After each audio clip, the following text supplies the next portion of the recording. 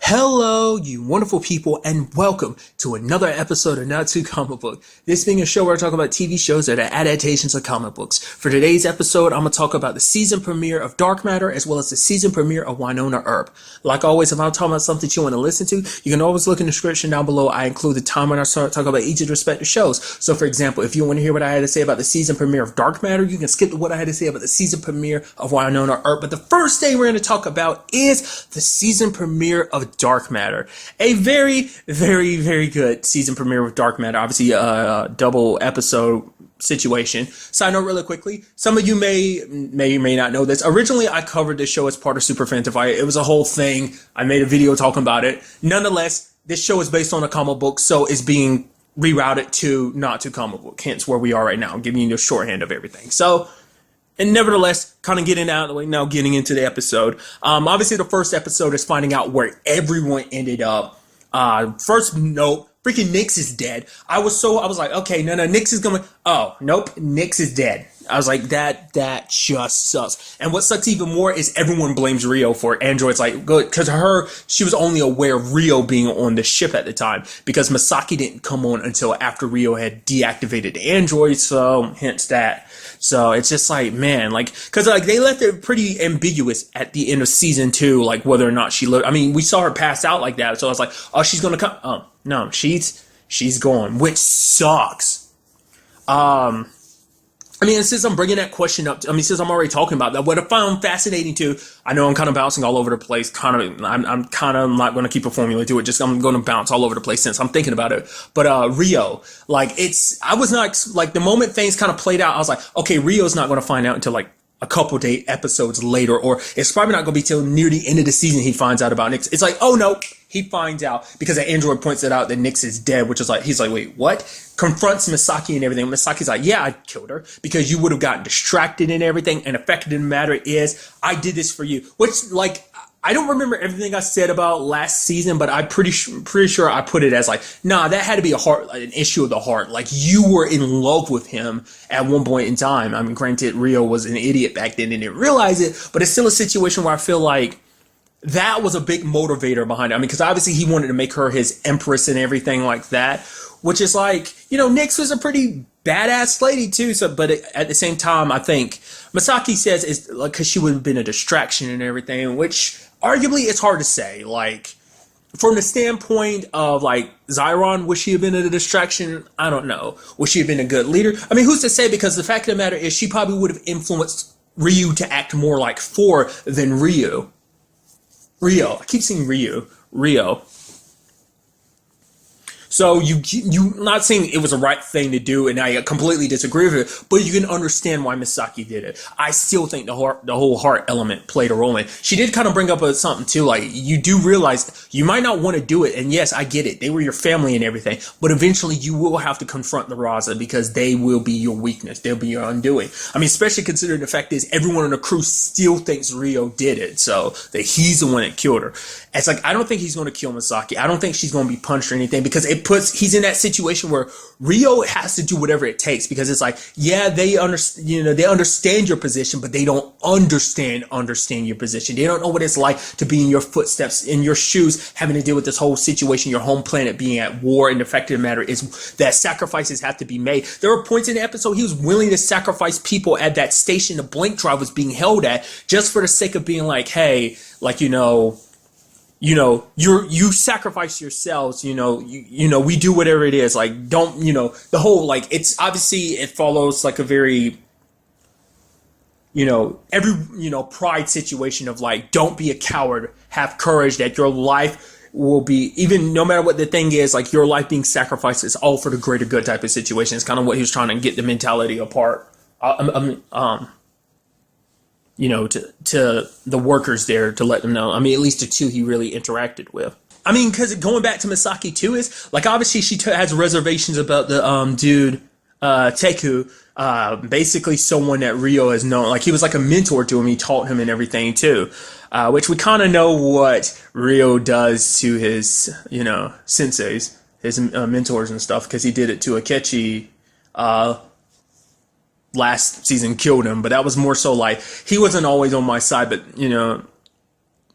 Teku is, simply because like Teku's like, yeah, you know, I would never, the person I follow is the true emperor, and the fact of the matter is, because Rio is giving us like, oh, you have this, and this, but you have to answer me like, you know, where do you lie in this whole situation? And like he told Rio basically like, hey, I have your back. Screw everything else. Like, you know, it's like I am always loyal to the true heir of the throne. I don't answer to the court. I didn't answer to the empress. I didn't answer to your brother. I mean, that's why he spent all this time in jail, which Masaki's like, don't like, you know, it's very reserved with. She even told that wicked story she told in the episode about like the guys that beat her up and then she got them back much later on. The way she put it, I mean, she might have said the exact number. Well, I mean, not the exact number, but I think she said the time frame was like years later. She ended up catching up with them, cutting one of the dude's eyes out. But they were so prideful, they wouldn't admit they got beat up by Misaki. They're like, yeah, we got beat by a gang. Yes, they lost, but they got to keep their pride and everything. One dude tried to, the main dude that behind the whole situation tried to come after her later. She dealt with him, and the way she says, like, hey, his body's never been seen. She's like, oh, I can't wait to start working with you. It's like, oh, yeah, you're definitely going to have to be watching your back, Teku.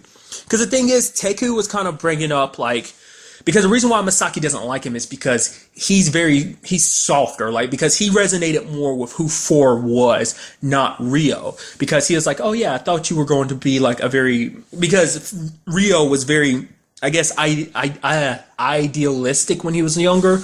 But because he even tells Rio, it's like, you can't win a war, you can't run an empire just by weapons and powers, essentially, that there's more to it than that. And probably, like, I mean, that's one thing that Masaki doesn't want is Rio's brain kind of being messed with. He doesn't want, it's like, if you need to be pushing things, you know, he needs to be aggressive. So who Rio was before what his, you know, being framed for his father's murder did to him, what it turned him into, that's who he needs to be. He can't be 4 anymore. And that's a big part of this premiere too. It's like, he's no longer 4 after everything he's done, setting up those bombs in the, to go off, like those explosions like that, sacrificing all those people, which part of me was wondering, I was like, are we going to find out that, the GA dude, Kirkin, Dyson from Lost Girl, I was like, are we going to find out he's still out? I was like, no. I was pretty sure, but then I was rewatching season 2 and I was like, man, they went out of their way to kind of, I don't know, like, just on the off chance he might have survived. I doubt he did, but it's like, I mean, we don't know. I mean, the way they see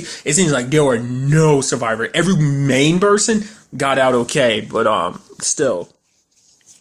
I mean, the fact is that he's willing to go to such lengths, willing to sacrifice as many people as he needs to, even with that situation when they were in that null space, which was pretty wicked. Like, I feel like that's probably going to come up a lot more. Basically, you're trapped in between, kind of like that space in between, like when you're trying to blink, you know, use the blink drive. That was kind of interesting. I get the feeling like since he introduced that might come up more later on, but maybe not. I mean, it's what's keeping the Raza from continuously using the blink drive until they kind of figure out like whether it's okay to use it or not.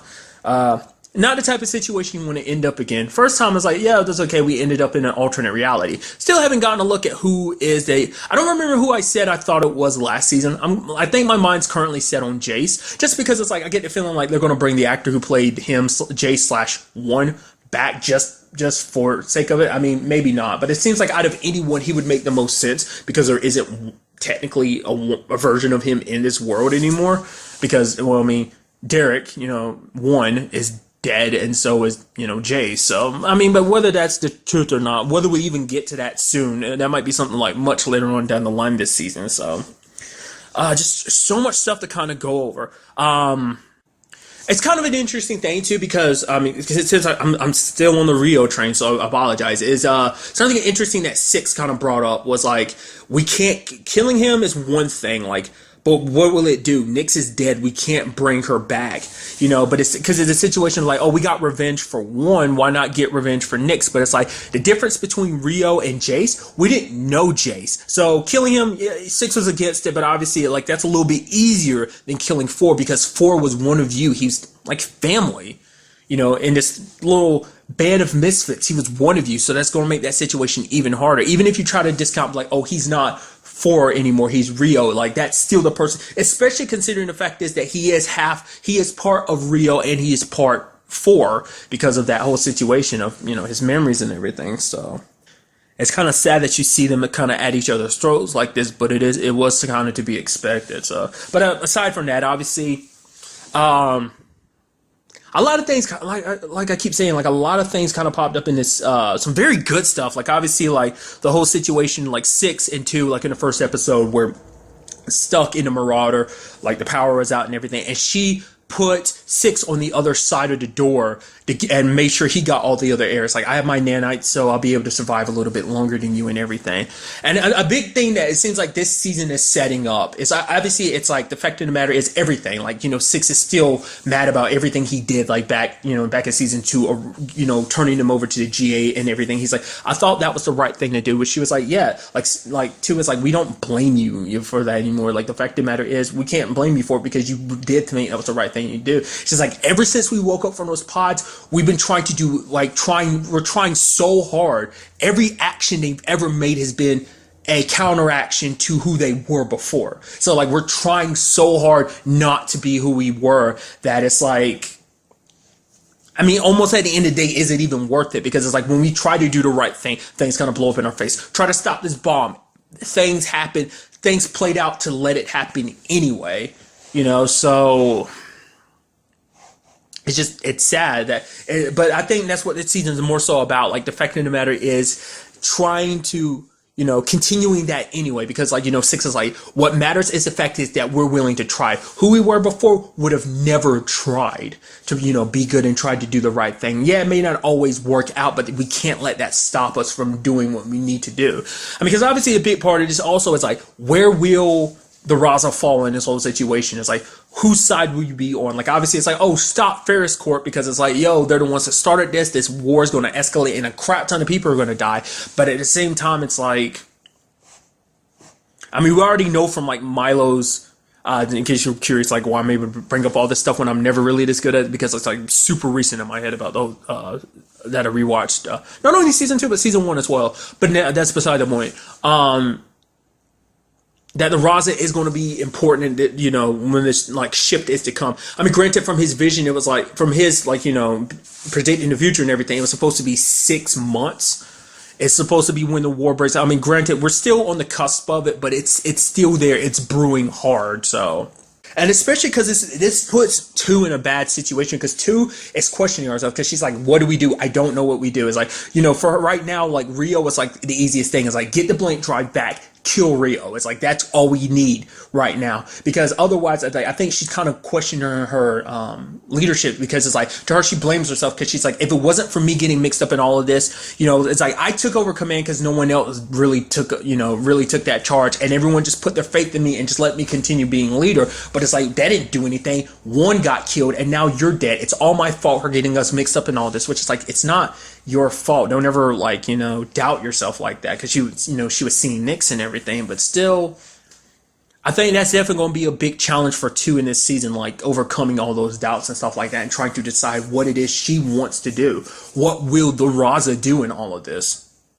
You're a group of quote unquote villains, of bad guys, and is it possible for you guys to be the heroes? I mean, the whole question is too, is like, the fact of the matter is, they are bad guys, but they're not the worst of the worst that most people kind of make them out to be. I mean, whole planet blowing up situation doesn't help with their cause, but that wasn't their fault. That was a kind of a manipulation situation. But nevertheless, there are people out there a lot worse than them and everything. So, I mean, since we're talking about the corporations and everything, we got Mickey's Truffaut, like, where, like, the question came up, is like, yo, you helped us out and everything, which caught me by surprise. I mean, it really blew my mind that she actually helped 5 and everything like that. I mean, granted, to be fair, it's like, only because she knew, like, helping out 5 would mean that she'd be in the good graces of the Raza and everything. So it's like, she's like, if I escape with you, that means I have a place on the Raza to kind of lay out, like, be out there, be safe.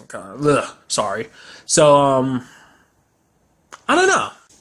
Because it's like, she kind of puts it bluntly too. She's like, well, we could do this or we could do that, but it's just like, oh, that complicate things. The easiest thing to do is Mickey will just sit back. We won't choose a side right now. What we do is wait till the war kind of happens. Both sides are weakened, swoop in and just wipe out, everyone after they're exhausted, which like 2 is like, yeah, of course you take advantage of it. She's like, well, don't blame me. Like, that's just how the world works. The fact of the matter is, you can't keep, basically telling 2, like, I mean, I guess from a distance, telling her, like, indirectly, not directly telling, maybe in a way directly tell her, but like, you can't let what happened in the past kind of dictate everything or control you or keep you from doing what you need or want to do. So like whatever the case is, like any mistakes she might have made, you can't let the past weigh you down, because if you don't, you'll never move forward. You'll always be dragged. You'll always be held back by the past. So it's like you have to live with the mistakes, learn from them, and keep going, you know? That's just kind of how things work in this world and everything, so. We also had the whole situation with 3, like really quickly, I thought was kind of interesting. You know, him and Anders, which Anders has his reservation about Boone and everything, but it's like, he ends up letting him go and everything. We did learn that him and Six go ways back. I thought it was just like, oh, you're someone that he worked with. It's like, no, like him and Six go back a ways. So it's like, yeah, the reason why he knows, you know, Six like that, because it's like, because it didn't seem like they never went out of their way to really bring that up. Like whether it was like season 1, I mean, they had like a quick rundown. I mean, we never really got to sit down and listen to the whole conversation when we told Six who he really was. But even on in that GA prison, like even then it never really got elaborated. But it's like he went out of his way to tell Six so much. So it's like, it's kind of understandable that he does care about Six. It's like, yo, that's my friend and everything. Now, whether that's just like their early GA days or whether they extend past, like even before those GA days, it's still the fact is that it was someone that he was close to. So, but once again, has his reservations about 3, but 3 helped save him from that security robot, which he in turn repays by not when the GA show up to help him, he doesn't tell them that Boone's there, and also ends up telling the Raza like, hey, go pick up your boy.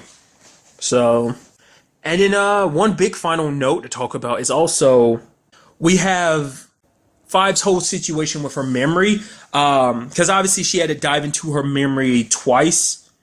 Well, once, I mean, I'll kind of get to that soon enough, but one was to kind of get information about Rio, where to find the blank drive and everything.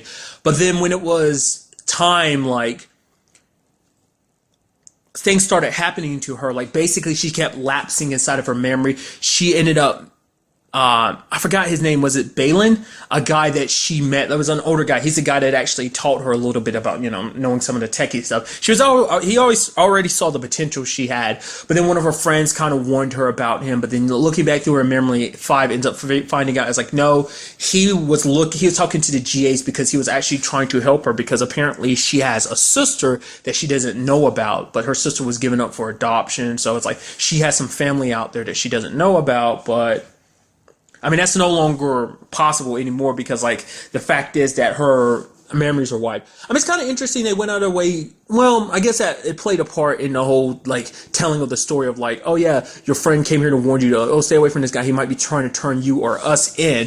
Because the fact of the matter is all her friends died. Like, the last person that was with her was the boy that, you know, she stowed away with on the ship. We never actually found out, like, how, I mean, I guess it was a situation of, like, how did that happen? We never actually got a look at how that actually happened, like how he just died. Because, you know, I guess Five was never given an opportunity to go back to him. Maybe things happened too quickly. The whole, like, saving Six and everything. And the fact is that he's one of the people that advocated for keeping her around and everything. So, I don't know. We'll see. I mean, I don't know if we'll actually see, because that might not be relevant enough to really bring up. It's just interesting to me, because, you know, subsequently, since we were watching season 1, that never really came up again. But nevertheless, because we know that all her friends are dead. I mean, maybe I think her name was Lyra. Not unless we end up finding out that actually some of them are still alive. But the whole thing is, obviously her memories are going now, because they had to, like, basically erase her memories, basically do it to her what they did to the others, because basically using that mind probe thing as extensively as she's used it now, this is like the 4th time she's used it, and it ends up messing with her head, and she would constantly, like, pass out and enter her memories. This is actually our first time really diving into her memories a lot, because previously to this, she dived into her memories once and found out about her and the boy. That was about it. Like, previously to this, she never really was in her memories that much. She was always in the others' memories, which is also sad when you actually think about it. Like, because I forgot about that. Like, even subsequently rewatching the shows, I still forgot she still has all the memories up there. It's not like they ever went away. They're still up there. Now, but they had to, like, basically do what happened to the others, like, basically seal them off somewhere in her subconscious so that she doesn't have access to them. It's like they're still there, yes, but they're blocked off. And also basically ended up erasing her memories. Like her memories are gone and they won't come back. Like those, I mean, there was also the possibility of her losing her current memories too as 5, not just at her memories as Emily, her memories as 5, which definitely would have been very interesting, like having to rebuild all those relationships and everything. But it's like, no, luckily she's still alive. I'm very interested to find out who this sister is of hers. I get the feeling it most likely won't be someone that we've met across the series. I just have that inkling. And also there's that whole situation about Sarah. Like, she's like, oh, Sarah, I'm glad to see that you're alive. I was like, wait, what? What the hell does that mean? So it's like, did she create a neural link of Sarah? Like, was it based on, did she take what she knew from Boone's memories of Sarah and recreated Sarah's memories in some shape or form? But how is she talking to her and accessing, like, what does that mean? I mean, is that something Five's even aware of anymore because her memories are gone? I mean, granted, that counts as new memories. It counts as her memories as 5, not as Emily. So I guess they're fine because of the whole situation, because her memories as 5 are still intact. So, but I'm very interested to find out, what does that mean? Like, what is she planning on doing with that? Like, what is the purpose of that? What is that for? How did she do that? So, like, I mean, this is a very good back-to-back episodes. They've set up some very, very interesting things going forward. It's like, once again, like, what is the Raza going to do now? Where's their position going to be when this war is coming? A storyline I'm sure is going to come up this season is like, we still haven't solved One's murder all the way through, because yes, Jace is dead, but he was the hired gun, so I'm sure we're going to dive deeper into his family, because the thing is, like, One's memories are something we've never dived too deeply into. We've never actually dived in at all, now I think about it, because obviously rewatching it and everything, because initially they were like, Emily was like, oh yeah, it has to be like One's memories, because if not, it's 3's, but those were obviously 3's. So we've dived into everyone's memories except for One's, who are still up in her head. But now I think about it, it's like, that might not come. I mean, at least that side of things won't come up, because the fact is his memories were sealed away. So, I mean, I don't know. I was about to say, like, not unless we end up randomly finding out that there's actually another, Derek or, One who came from the other world. I highly doubt it, but still, like, it's there, I guess. I don't know. I mean, not unless he was, like, actually, like, hidden aboard that, other Raza or something without the others knowing, but I mean, whatever. Also makes you wonder, will we be getting any, crossing over into other realities, this season or not? Like I said, it's definitely going to be interesting with the blank drive situation, especially because this puts a target on the Raza's back. Because even if Rio doesn't necessarily want to go after him, he needs to go after them to get the blank drive back. Which that whole situation was, obviously with the whole clone situation of when your clone dies, like, if you don't get it back to a pod in time, like, you'll lose those memories again. I thought what's going to happen is they get revealed, like, oh yeah, you killed Nyx. And he'd be like, whoa, wait, what? No, I didn't. They end up killing Rio for whatever reason, and then he goes back, but he doesn't remember. The fact is that Masaki did it. But it's like, no, like I said, I wasn't expecting that to kind of get resolved the way it did. I mean, not resolved, because that's still ongoing. Like I said, I'm pretty sure Masaki's going to be fine, but I'm very curious, like, because Rio is going to be very logical about it. Like, I understand why you did. I don't like it because I was in love with her, and the fact that you did that, even though I expressly told you not to, because it also is like, you disobeyed your emperor, so whether she suffers ramifications for that or not, we will just kind of have to wait and see. So, once again, very, very good season premiere, and I cannot wait to see what the next episode, as well as the rest of the season, has in store for us. And now moving on to the season premiere of Wynonna Earp, a fantastic season premiere, picking up literally right where the previous, where season 1 it ended. I love that little twist on the whole Waverly situation. I love that that's a thing throughout the episode. It's like, okay, Waverly's about to go dark side. Oh, nope, she's doing something else. Like, the fact of the matter is, her pulling the gun out and shooting was just because that was her shooting at the thing that was popping up behind, Wynonna and Doc. And poor Doc being like, my hat. And throughout the episode, everyone's like, you look so naked without your hat. And he's almost like, I feel naked without my hat. But really quickly, I appreciate the rationale behind, like, how everyone dealt with what went down last season with Bobo's situation, poisoning the whole town. It's like, yeah, that was a jilted ex-lover of Bobo's a jilted ex-lover of Wynonna, has a weird way of showing his love and everything. So basically throwing her, neatly throwing her under the bus. It's like, it's okay. Everyone in town already hates you anyway. It's like just adding more fuel to the fire. But it's like, people really hate her. Because I was wondering, because like the moment she's walking down the hallway, everyone's looking at her. It's like, she went out of her way to save you guys, got an antidote and everything. But I guess it's like, oh, in their minds, it's like, well, it doesn't matter. We wouldn't have gotten poisoned if it wasn't for you in the first place. So screw you, Wynonna. So. But now it's all about saving, dolls and trying to figure out this whole situation. Because as you saw at the beginning of the episode, we got introduced. Well, I mean, even not just at the beginning of the episode, but throughout the episode, we got introduced to the fact is there are other things out there. Obviously, last season kind of established that, but now it's like there are a lot more things out there beside, inside of Purgatory as well, because of Willow opening the way and everything. We learned more about Doll's situation. Well, we learned a little bit about Doll's situation. I mean, obviously, like, he gets taken to a site where he can be held and everything till they, like, ship him off to, like, essentially what is, I would assume, kind of chalk it up to a black site where it's just like, yeah, you go there, you disappear.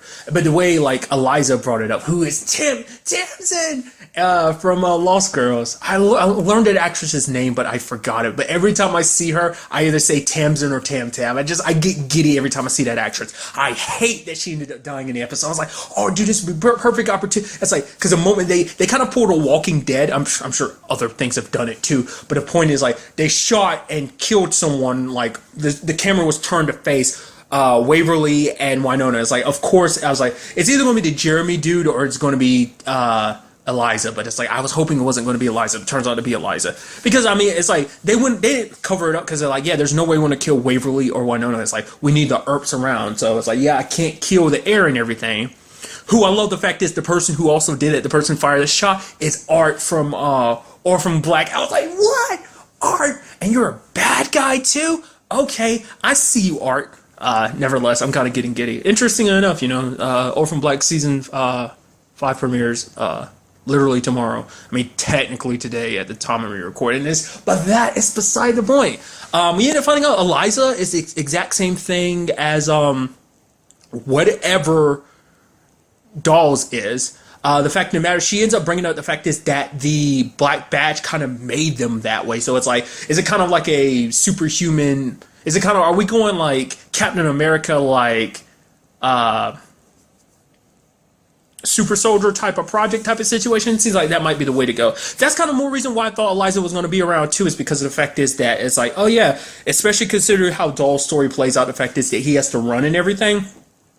I was kind of like, okay, they're going to leave that monster element there, especially because that's something we're going to be diving deeper into. Oh, we're going to dive deeper into it, but that's probably not going to be until Doll's situation is resolved and he's able to come back to town and everything. Didn't see that coming though. I was like, oh yeah, Dolls is going to be in the oh, he's not, because he's got to be on the run, because if he gets caught, like, they're the first place they're going to look is, Purgatory, so he has to be on the run and everything. Which I love that throughout the episode, Eliza's busting Wynonna's chops and basically like, okay, yeah, me and Dolls, we've known each other for such a long time. He saved my life and everything. Which Wynonna's like, okay, I get it. You're staying in the same room. It's like, I got my own room. She's like, what? It's like, dude, I just like seeing you squirm and everything.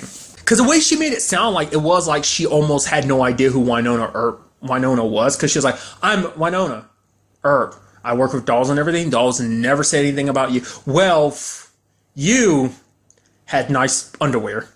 Because apparently Eliza's actually been here for a couple weeks now, too, so...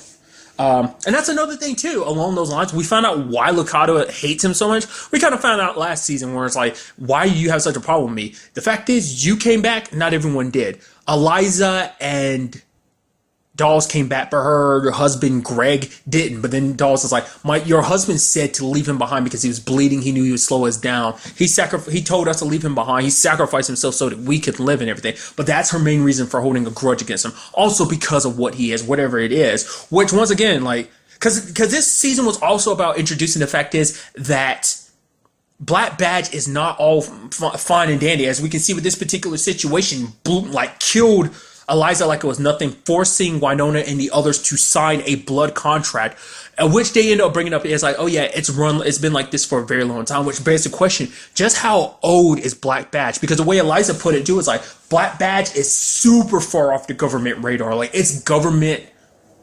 organization, but it's like super far off the books that, you know, probably there's top officials in the government who probably have no idea about like its existence, because it seems like it's probably very old school. Like I said, it's like literally a very old school paper, literal contract signing with blood. So it's kind of like, what does that entail exactly? I'm sure like none of them actually read the contract or read the fine print, but it's all about like, hey, basically you work with Black Badge now. It's like, oh, you worked with us before, but now in a much more situation of like, we control your fate type of thing. So Lakata isn't all that happy about it, but I don't know. I definitely get the feeling like we're probably going to see her a lot more going forward. But like I say, it seems like they're establishing the fact is that Black Badge seemed like, oh, this mysterious organization and everything, but it's like they really took a step forward this season and be like, yo, these are some bad dudes. We're not working with the good guys. We're working with some very morally gray people who lean heavily to the dark side.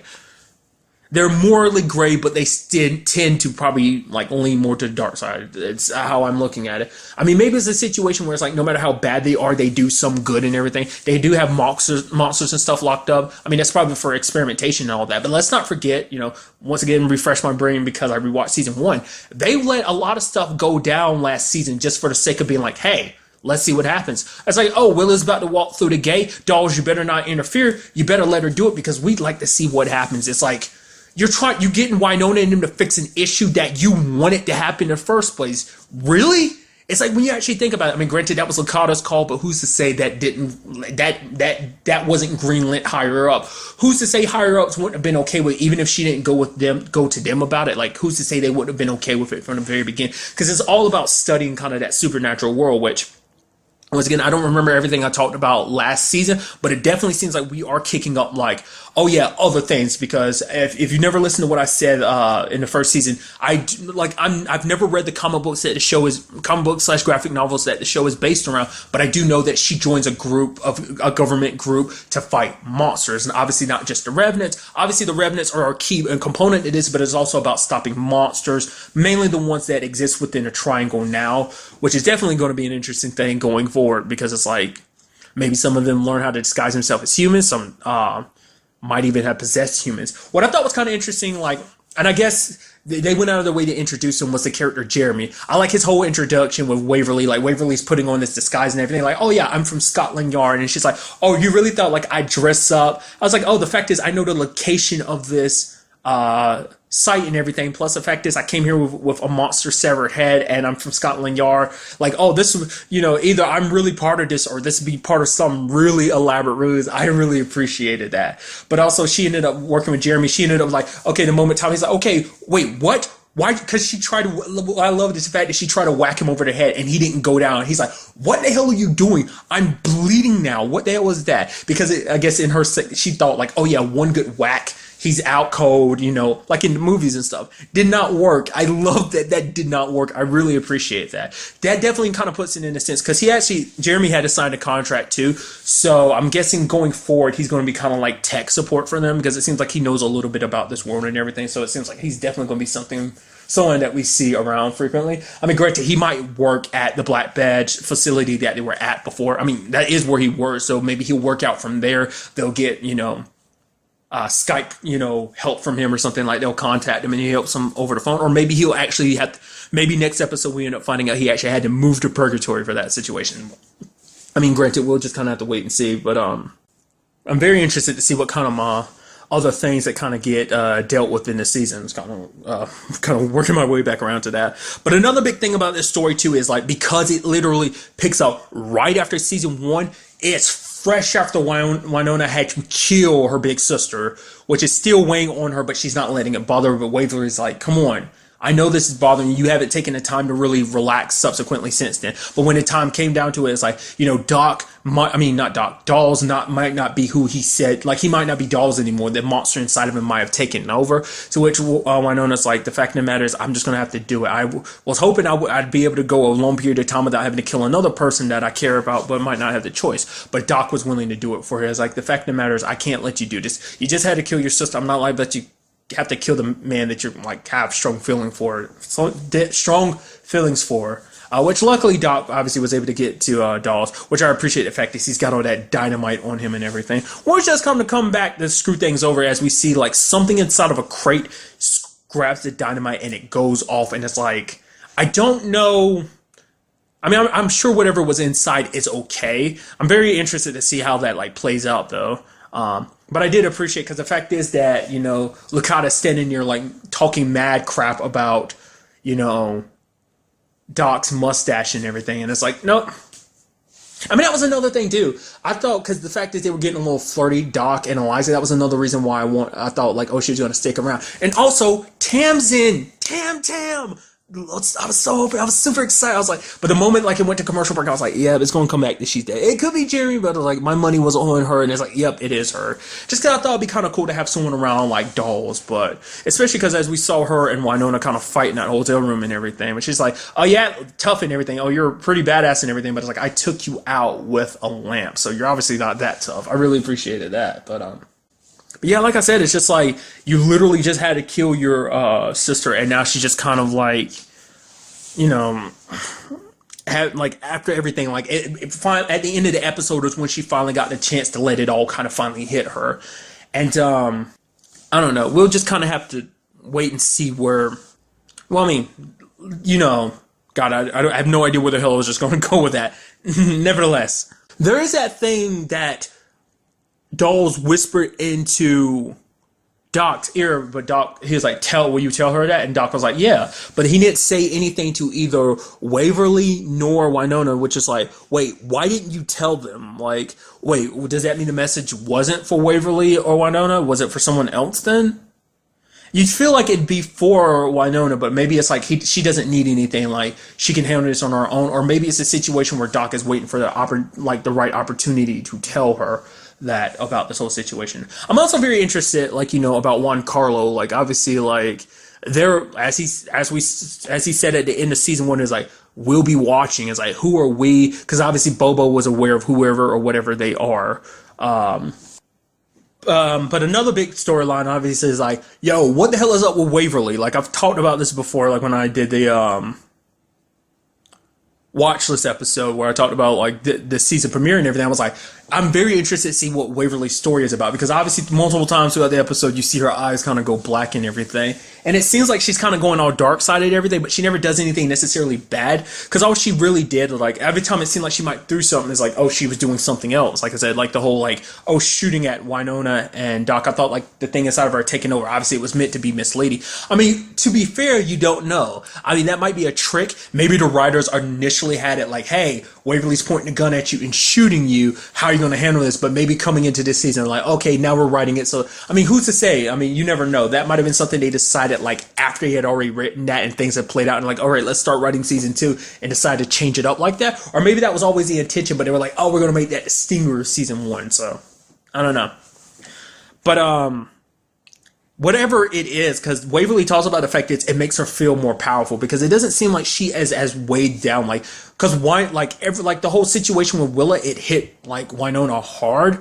I mean, granted, it doesn't seem like it hit Waverly as hard. I'm thinking maybe, obviously, because she found out what she found out from Bobo last season, like, oh yeah, you're not even an Earp. So maybe her whole situation has to do with something like that, like whatever that thing is that troubled up her, that was connected to whatever the hell is being sealed away by the Ghost River Triangle.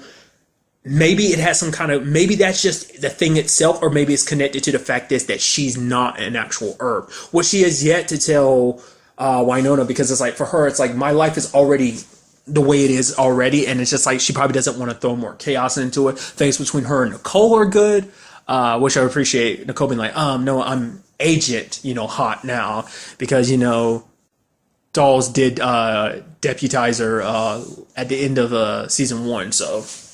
But we do see that this thing has some kind of control. There was that monster who was basically described as a soul devourer. Like her eyes went black and she was kind of tilting her head and it kind of backed away from her, which is like, that's very interesting.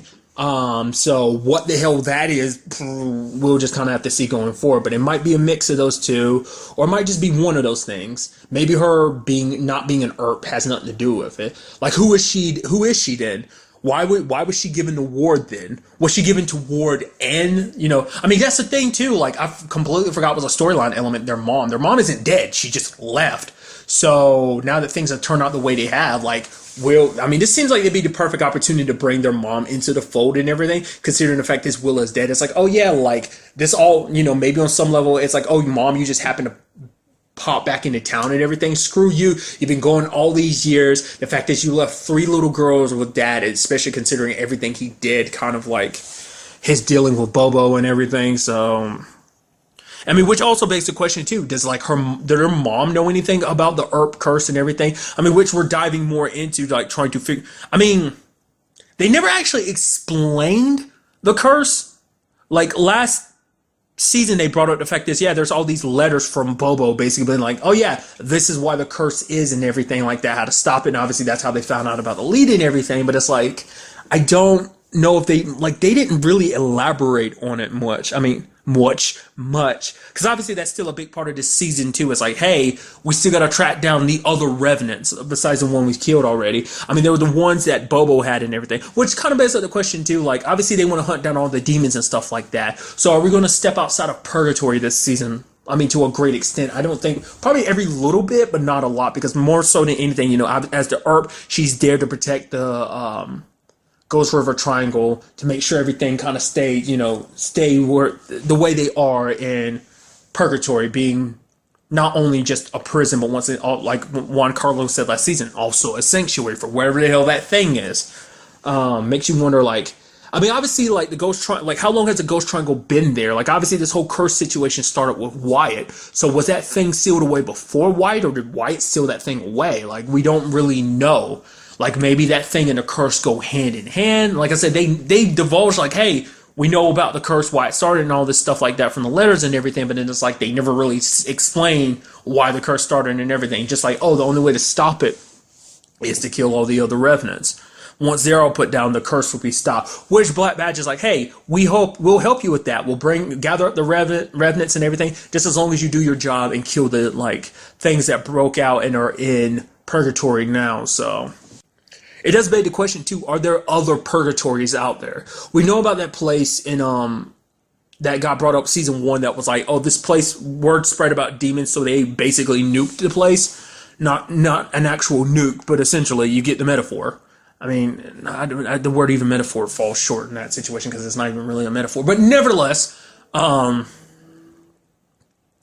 wasn't even like a place like purgatory. That was just a place where it's like, yeah, the word about demons, probably like a whole bunch of demons just happened to gather there. But it's like, this is a particular place. It draws not even just demons, but obviously the supernatural there as well. So, I mean, that's another thing too. I guess it makes you wonder, was it just revenants that, no, it couldn't be just revenants, because as we know, like, Constance's children were killed last season too. I mean, not killed last season. Last season we found out that they were killed by Wyatt. That's why she got, obviously the whole, Doc and Wyatt situation played out the way it did, was because they pay Wyatt back for killing her children. So even then, it's like, so definitely, Wyatt definitely crossed paths with other supernatural things. So maybe that, whatever that thing is, maybe he got some help. It's like, but how did he go about sealing that? Because that seems like some magic, even though he's like super against magic and everything. I mean, making deals with the devil and stuff like that. Which, since I brought her up and everything, it feels like, because especially consider what Constance's like situation is, like, easy for her to kind of pop up again. I mean, who's to say someone doesn't break her out? And also, we kind of, we heard a little bit about her husband, or at the very least the father of her children, so maybe he'll kind of pop up this season too. Once again, also, what was that thing that possibly escaped from Black Badge? I mean, like, obviously the dynamite exploded, so I'm going to, I think I brought it up earlier, but I assume that thing's still alive. And who's to say what else got released or what else it grabbed from it? Because it seems like Black Badge got access to not just monsters, but also tons of, like, supernatural / magical artifacts and stuff like that. But the thing I was going to bring up when I was talking about why it is the fact is that the Peacemaker works on monsters too. It can book them down. I mean, granted, there's not the whole like going to hell aspect, but it's like, no, it works against supernatural monsters as well. So is it just connected to the curse, or was it just like, how did the Peacemaker become the way it is? So many questions. I feel like some of that stuff, I feel like that's exposition stuff that they probably will never worry about really answering, because it's like, it's not that important. It just is accepted, which is like, I'm fine with that. It's just like, just interesting questions. I feel like I never really, I feel like a lot of this stuff I never really thought about too much last season, but now it's like, first season been a lot fresher in my mind. Plus all these other new questions kind of got me thinking about other things. So, but I'm very excited to see what goes on, not just the next episode, but also this like entire season. It's definitely going to be very interesting going forward to see what else they cross paths with, and how long Waverly can keep this whole like whatever is up with her secret. Also about the whole like her not being an Earp and everything. Because even Nicole caught it. She's like, like everyone else could see something was a little different. I was like, are you really okay? But also like the fact is when her and Nicole kissed, she was like, you taste different, so.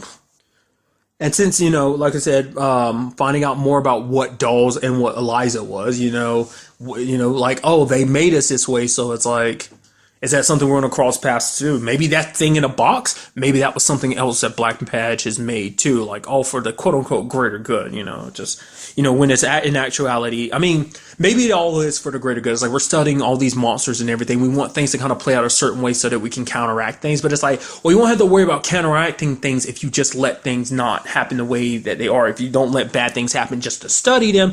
But then again, it's like this might be, like I said, for some greater good type of purpose. Or maybe it's just the fact is that they're an organization that's not as kind as they like pretend to be. That maybe this is some deep, dark, old organization that's all been about collecting supernatural stuff, collecting power just for their own sake to keep themselves. And I mean, we will just have to wait to see going forward and see where they get. Like I said, I feel like Black Badge is definitely going to be a big center of this season, like elaborating more about them, especially because we're having more of an interaction with them. Because last season, the only interaction we had was with Lucado, so, and that was mainly between her and Dolls. So also I appreciate the fact that I didn't cover this earlier, the whole like Dolls calling that off situation. I was like, how is that going to get resolved? It's like, oh, thanks, Dolls, because I was like, yeah, that's supposed to come down and wipe out Purgatory, which I was about to say something, God, I want to say it, but I won't. It's something else not too comic book related, but it's like, if you haven't watched it, it would have spoiled, it's going to spoil it, so I won't even talk about it. But, a town blowing up situation connected to something I've covered for not too comic book, I'll leave it at that. You might be able to guess, oh, it's blank, so that's immediately where my mind went. I didn't even think about that just now, but nevertheless. But really, that's all I want to talk about this episode. Till the next time we meet, be happy, be safe, live life to the fullest, and enjoy it. Good day and good